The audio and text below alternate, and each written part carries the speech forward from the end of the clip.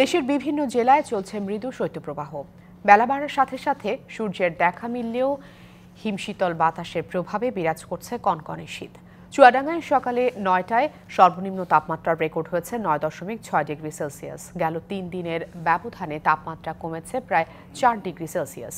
জেলা প্রশাসনের পক্ষ থেকে জানানো হয়েছে, ইতোমধ্যে সরকারিভাবে প্রায় ২৪,০০০ কম্বল বিতরণ করা হয়েছে। ত্রাণ মন্ত্রণালয়ে আরও চাহিদাপত্র চেয়ে চিঠি পাঠানো হয়েছে। এছাড়া বেসরকারিভাবে বিভিন্ন স্থানে ছিন্নমূল মানুষের মাঝে শীতবস্ত্র বিতরণ করা হচ্ছে। আবহাওয়া অফিস বলছে, আগামী কয়েকদিন মৃদু শৈত্যপ্রবাহ থাকার সম্ভাবনা রয়েছে। এদিকে শীতের দাপটে কাঁপছে উত্তরের জেলা পঞ্চগড়। মাঘের শুরু থেকে জেলায় জেঁকে বসেছে শীত।